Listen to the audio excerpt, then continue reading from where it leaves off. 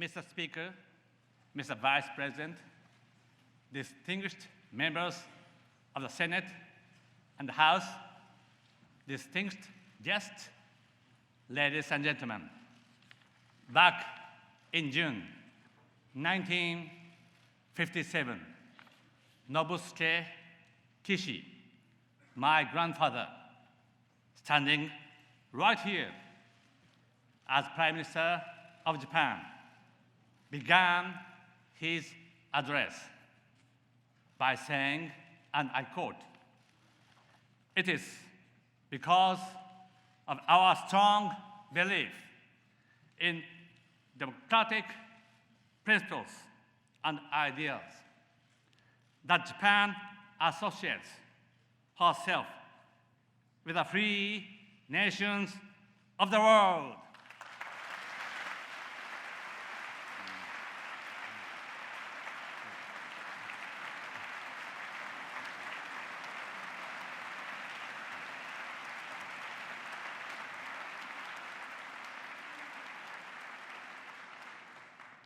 "50 years has passed. Today, I'm honored to stand here as the first Japanese Prime Minister ever to address your joint session. I extend my heartfelt gratitude to you for inviting me. I have lots of things to tell you, but I'm here with no ability nor the intention to filibuster.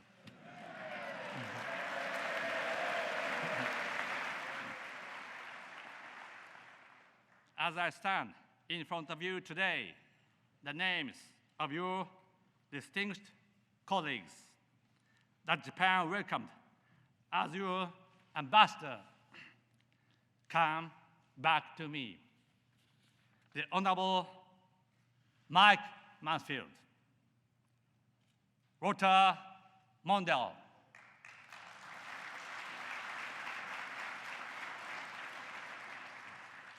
Tom Foley, and Howard Baker.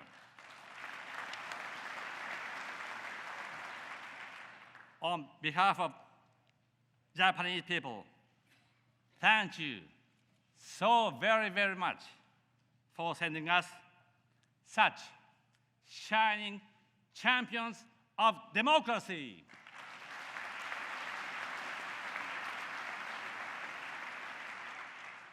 Ambassador Karen Kennedy also embodies the tradition of American democracy. Thank you. Thank you for Ambassador Kennedy for all dynamic work you have done for all of us.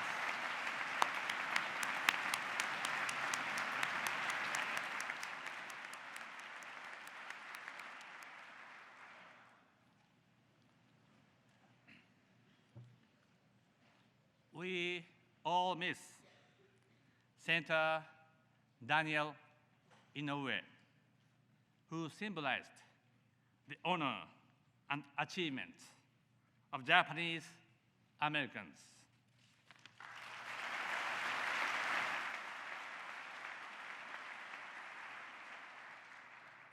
Ladies and gentlemen, my first encounter with America goes back to my days as a student when I spent a spell in California.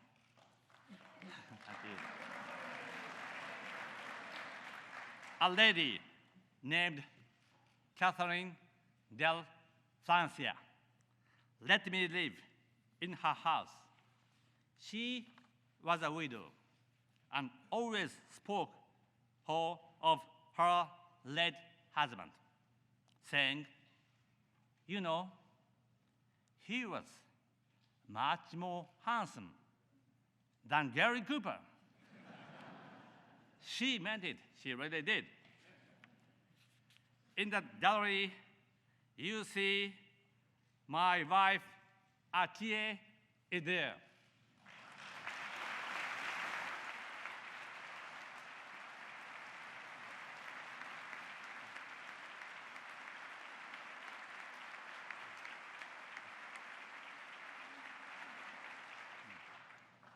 I don't dare ask what she says about me.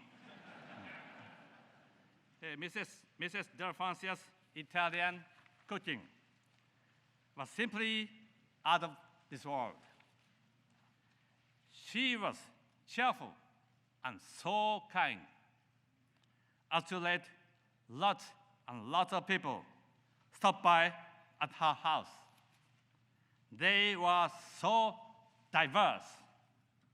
I was amazed and said to myself, America is an awesome country.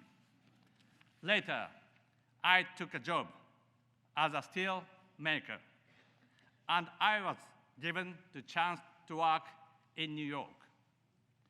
Here in the US, rank and hierarchy are neither here nor there. People advance based on merit. When you discuss things, you don't pay much attention to who is junior or senior. You just choose the best idea, no matter who the idea was from. This culture intoxicated me, so much so, after I got elected as a member of the House, some of the old guard in my party would say, "Hey, you are so cheeky, Abe." As for my family name, it is not Abe. Some Americans do call me that every now and then, but I don't take offense. That's because, ladies and gentlemen, the Japanese, ever since they started modernization, have seen the very foundation for democracy in that famous line in the Gettysburg Address. The son of a farmer carpenter can become the president. The fact that such a country existed woke up the Japanese of the late 19th century to democracy. For Japan, our encounter with America was also our encounter with democracy.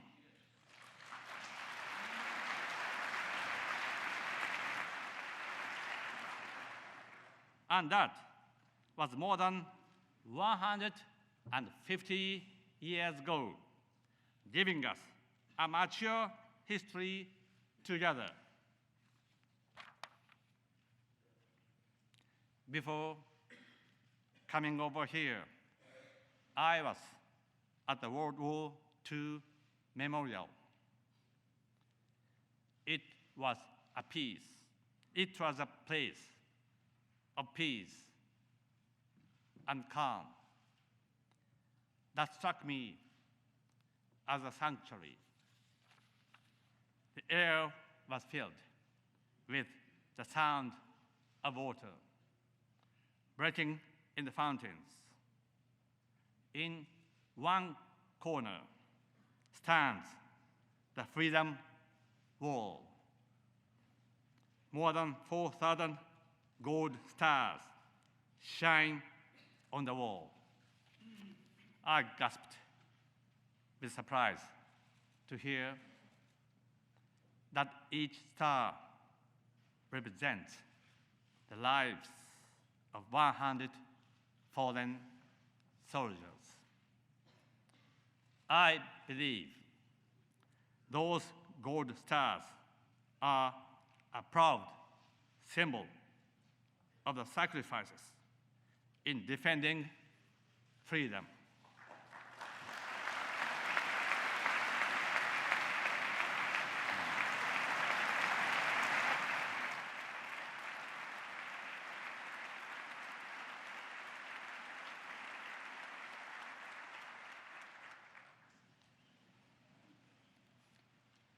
But in those gold stars, we also find the pain, sorrow, and love for family of young Americans who otherwise would have lived happy lives.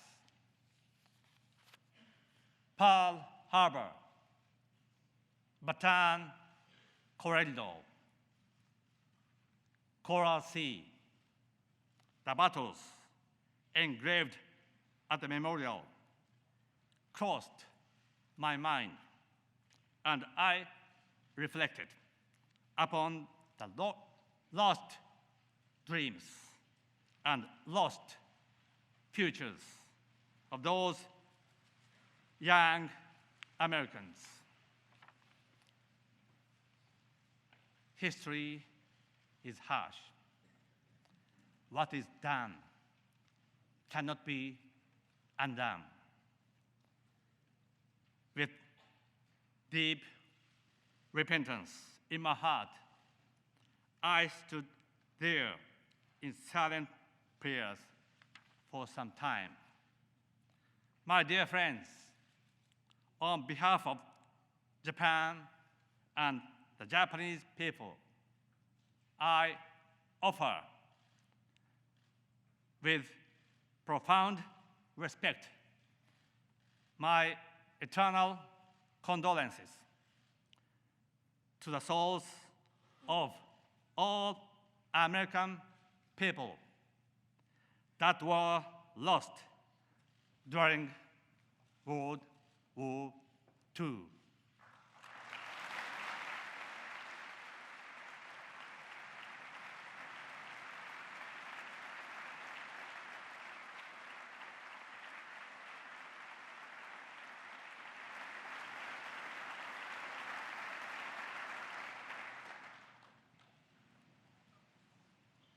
Ladies and gentlemen, in the gallery today is Lieutenant General Lawrence Snowden.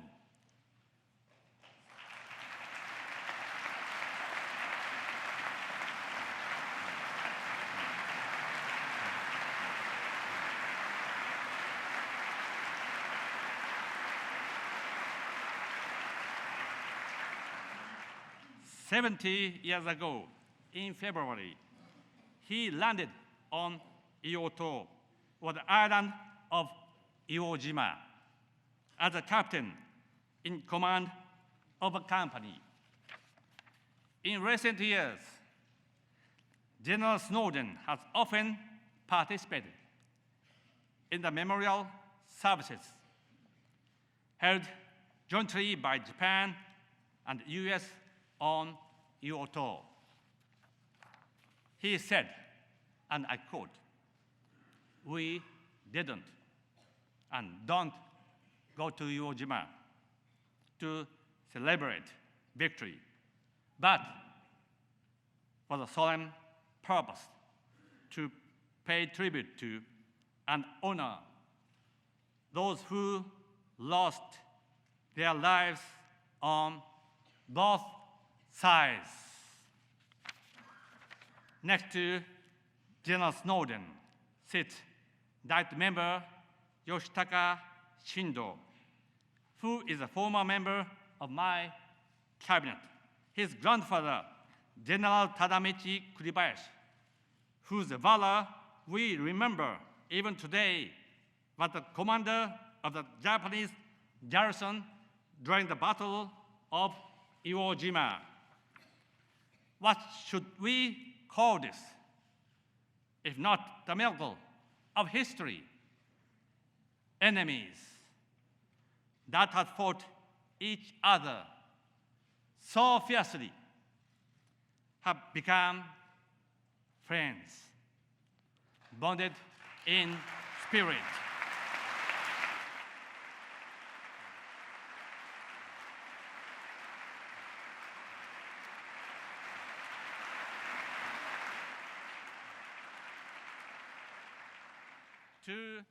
To General Snowden, I pay tribute to your efforts for reconciliation Thank you so very much.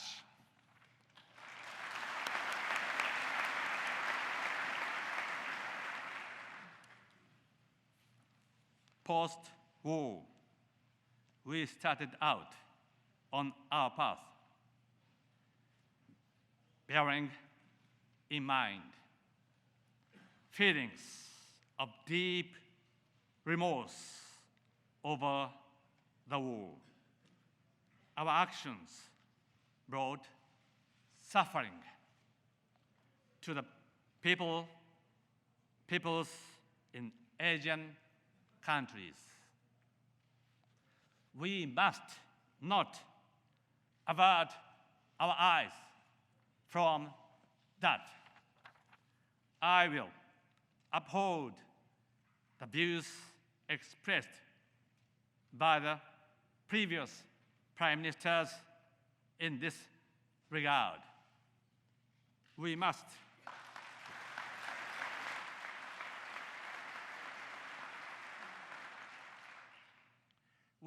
all the more contribute in every respect to the development of Asia. We must spare no effort in working for the peace and prosperity of the region, reminding ourselves of all that we have come all this way. I am proud of this path we have taken. 70 years ago, Japan had been reduced to ashes. Then came each and every month from the citizens of the United States gifts to Japan, like milk for our children, and warm sweaters, and even goods. Yes, from America, 2,036 goods came to Japan. And it was Japan that received the biggest benefit from the very beginning by the post-war economic system that the US has fostered by opening up its own market and calling for a liberal world economy. Later on, from the 1980s, we saw the rise of the Republic of Korea, Taiwan, the ASEAN countries, and before long, China as well. This time, Japan too devotedly poured in capital and technologies to support their growth. Meanwhile, in the US, Japan created more employment than any other foreign nation, but one coming second only to the UK. In this way, prosperity was fostered first by the US and second by Japan. And prosperity is nothing less than the seedbed for peace, involving countries in Asia Pacific whose backgrounds vary. The US and Japan must take the lead. We must take the lead to build a market, fair, dynamic, sustainable, and is also free from the arbitrary intentions of any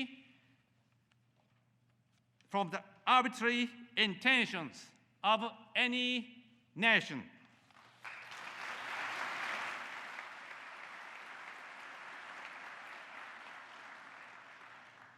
In the Pacific market, we cannot overlook sweatshops or burdens on the environment, nor can we simply allow free riders on intellectual property.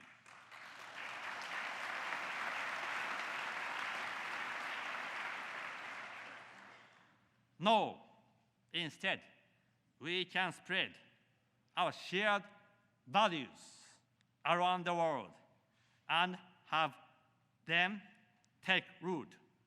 The rule of law, democracy, and freedom.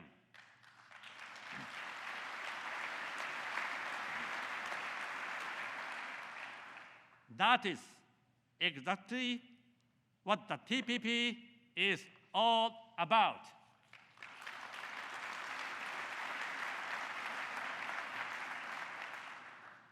Furthermore, the TPP goes far beyond just economic benefits. It is also about our security. Long-term, its strategic value is awesome. One should never forget that. The TPP covers an area that accounts for 40% of our economy and 1/3 of global trade. We must turn the area into a region for lasting peace and prosperity. That is for the sake of our children and our children's children. As for US-Japan negotiations, the goal is near. Let us bring the TPP to a successful conclusion through our joint leadership.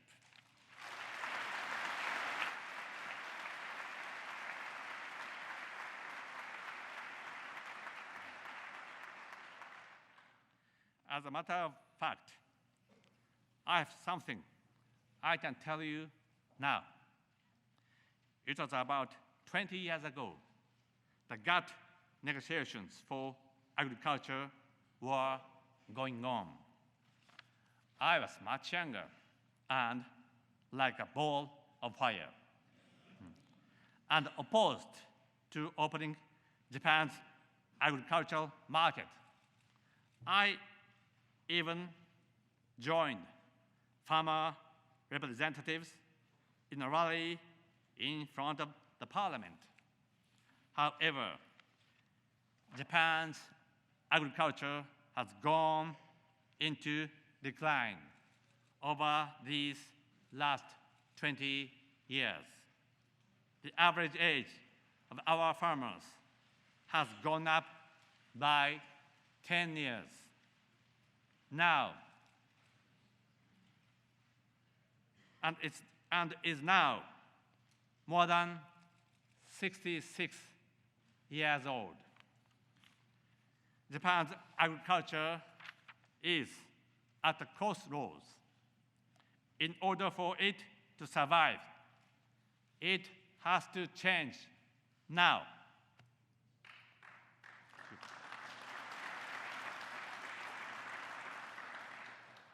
We are bringing great reforms toward agricultural policy that's been in place for decades. We are also bringing sweeping reform to our agricultural cooperatives that have not changed in 60 long years. Corporate governance in Japan is now fully in line with global standards because we made it stronger. Rock-solid regulations are being broken in such sectors as medicine and energy. And I am the spearhead to turn around, to turn around our depopulation. I'm determined to do whatever it takes. We are changing some of our old habits, to empower women so they can get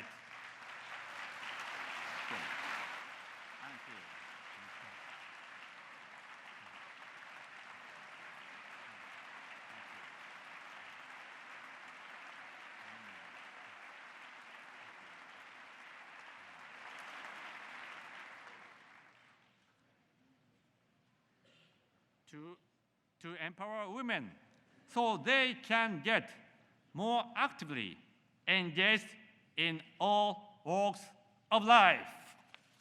In short, Japan is right in the middle of a quantum leap.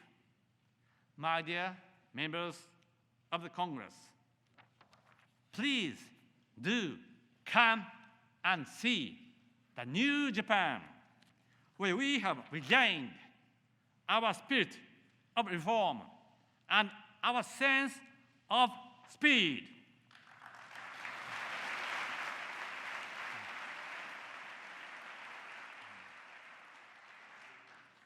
Japan will not run away from any reforms. We keep our eyes only on the road ahead and push forward with structural reform. That's Tina. There is no alternative, and there is no doubt about it whatsoever.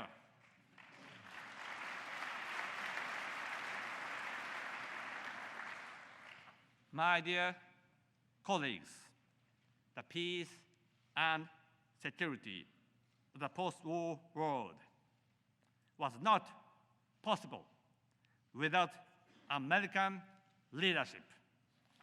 Looking back, it makes me happy all the time that Japan of years past made the right decision.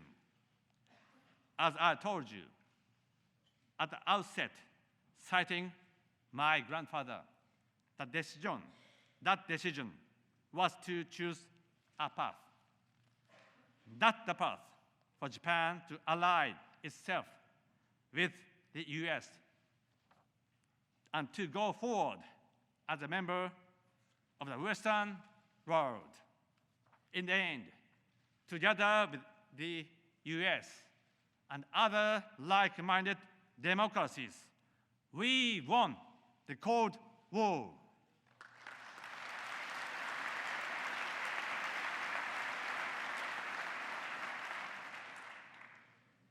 That's the path that made Japan grow and prosper. And even today, there is no alternative. My dear colleagues, we support the rebalancing by the US in order to enhance the peace and security of the Asia-Pacific region.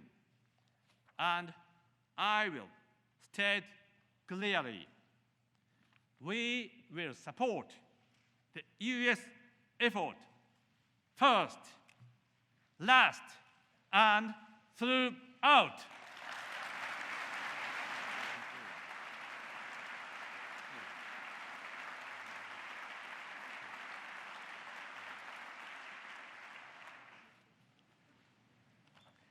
Japan has deepened its strategic relations with Australia and India. We are enhancing our cooperation across many fields with the countries of ASEAN and the Republic of Korea, adding those partners to the central pillar that is the US-Japan alliance. Our alliance, our region will get stable, remarkably more. Now, Japan will provide up to $2.8 billion to help improve U.S. bases in Guam, which will gain strategic significance even more in the future. As regards the state of Asian waters, let me underscore here my 3 principles. First, states shall make their claims based on international law. Second, they shall not use force or coercion to drive their claims. And third, to settle disputes, any disputes, they shall do so by peaceful means.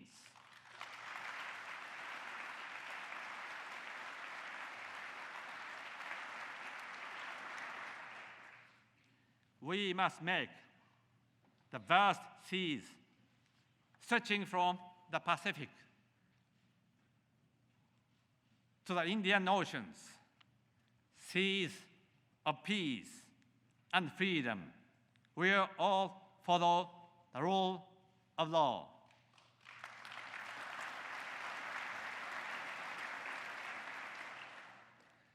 For that very reason, we must fortify the U.S.-Japan alliance. That is our responsibility.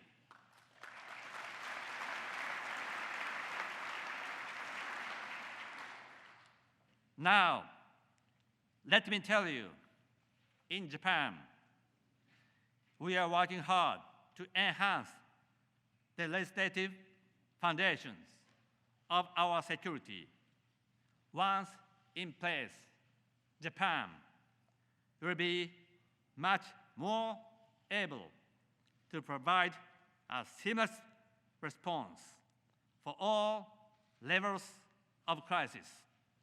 These enhanced legislative foundations should make the cooperation between the U.S. military and Japan's self-defense forces ever stronger and the alliance still more solid, providing credible deterrence for the peace in the region. The reform is the first of its kind and a sweeping one in our post-war history. We will achieve this by this coming summer.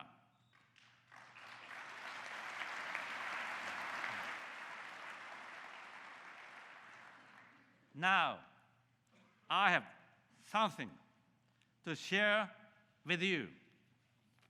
The day before yesterday, Secretaries Kerry and Carter met our Foreign Minister Kishida and Defense Minister Nakatani for consultations.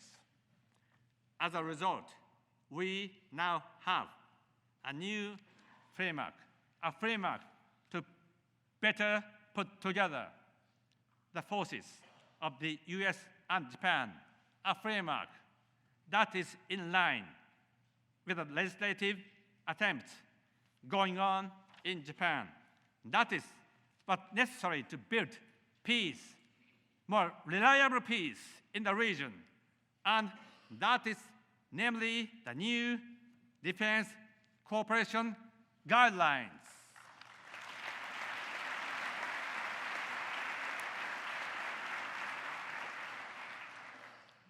Yesterday, President Obama and I fully agreed on this significance of these guidelines.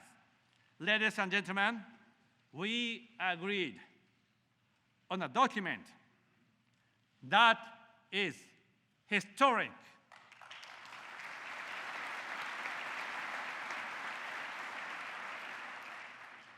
In the early 1990s, in the Persian Gulf, Japan's self-defense forces swept away sea mines. For 10 years, in the Indian Ocean, Japanese self-defense forces supported your operation to stop the flow of terrorists and arms. Meanwhile, in Cambodia, the Golan Heights, Iraq, Haiti, and South Sudan, members of our self-defense forces provided humanitarian support and peacekeeping operations. Their number amounts to 50,000. Based on this track record, we are resolved to take yet more responsibility for the peace and stability in the world.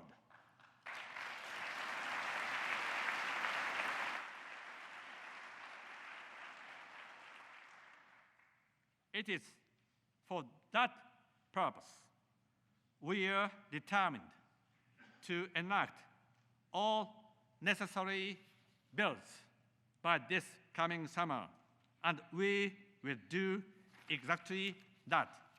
We must make sure human security will be preserved in addition to national security. That's our belief, firm and solid.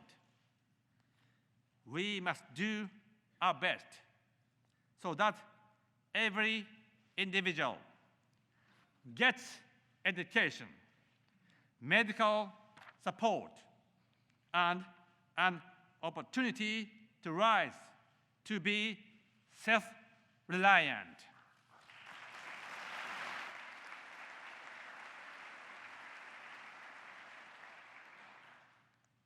Armed conflicts have always made women suffer the most.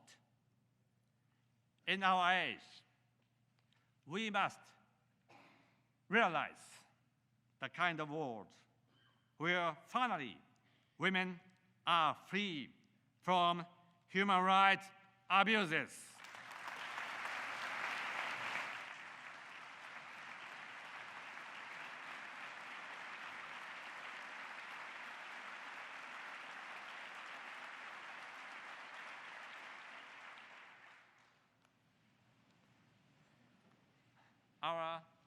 Our servicemen and women have made substantial accomplishments.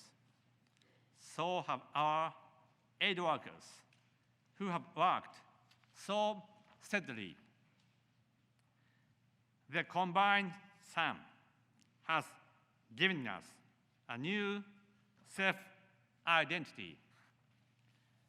That's why we now hold up high a new banner that is proactive contribution to peace based on the principle of international cooperation. Let me repeat, proactive contribution to peace based on the principle of international cooperation should lead Japan along its road for the future.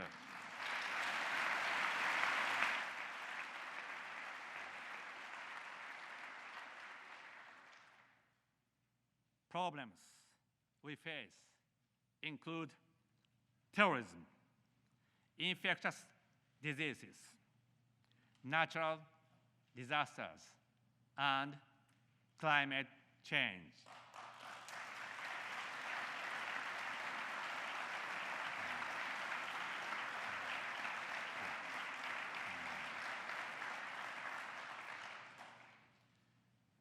The time has come for the US-Japan alliance to face up to and jointly tackle those challenges that are new. After all, our alliance has lasted more than a quarter of the entire history of the United States. It is an alliance that is sturdy, bound in trust and friendship, deep between us.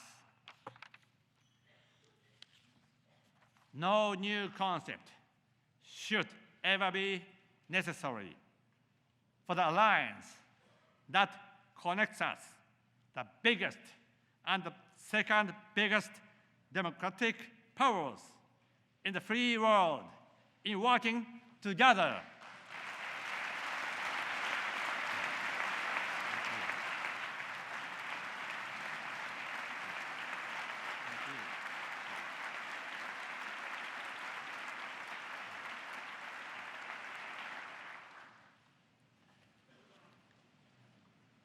Always, it is an alliance that cherishes our shared values of the rule of law, respect for human rights, and freedom.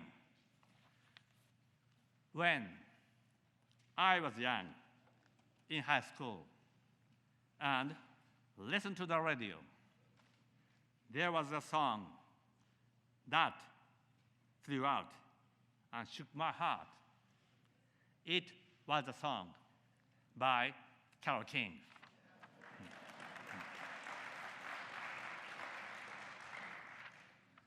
When you are down and troubled, close your eyes and think of me, and I'll be there to brighten up even your darkest night. And that day, March 11, 2011, a big quake, a tsunami, and a nuclear accident hit the northeastern part of Japan. The darkest night fell upon Japan.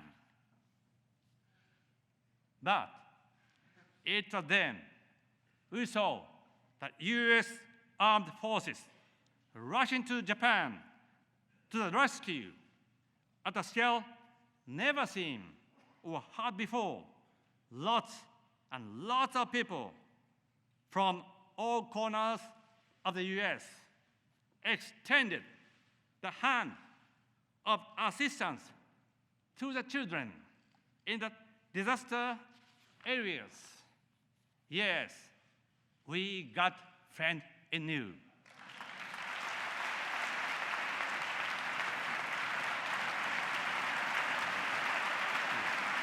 Thank you.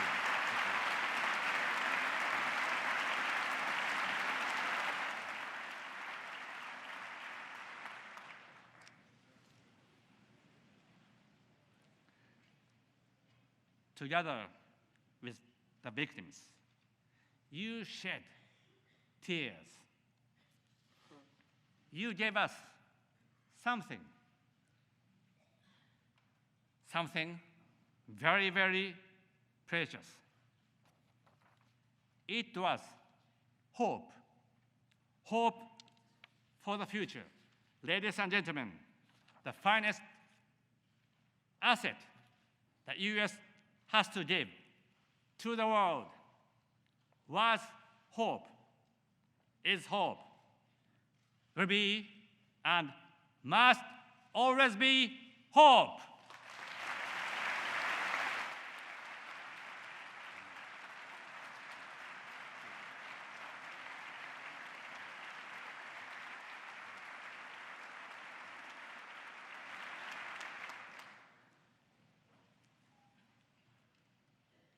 Distinguished representatives of the citizens of the United States, let us call the US-Japan alliance an alliance of hope. Let the two of us, America and Japan, join our hands together and do our best to make the world a better, a much better place to live, alliance of hope. Together, we can make difference. Thank you so much.